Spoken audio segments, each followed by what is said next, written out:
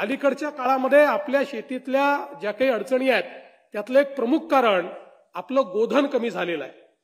खरं म्हणजे आपल्याला याची कल्पना आहे की आपल्या संपूर्ण संस्कृतीमध्ये गोमातेला खूप मोठा दर्जा दिलेला आहे.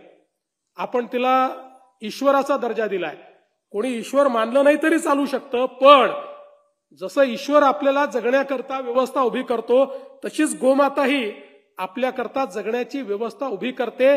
या संपूर्ण शेतीच्या सायकलमध्ये त्या गोमातेचा उपयोग हा सर्वाधिक आहे.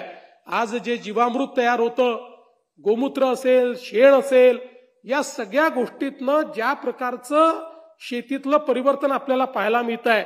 आणि म्हणूनच आपले संविधानकार भारतरत्न डॉक्टर बाबासाहेब आंबेडकर यांनी जेव्हा संविधान लिहिलं त्यावेळी त्या संविधानामध्ये त्यांनी डायरेक्टिव्ह प्रिन्सिपल ऑफ स्टेट पॉलिसीमध्ये काय सांगितलं, तर राज्यांनी गोहत्या बंदी केली पाहिजे. हे का सांगितलं त्यांनी? कारण त्यांना माहिती होतं की हे जे गोधन आहे किंवा जो संपूर्ण आपला या ठिकाणी गोपरिवार आहे, हा परिवारच आपल्या शेतीमध्ये नैसर्गिकरित्या आपल्या शेतीला जगवू शकतो.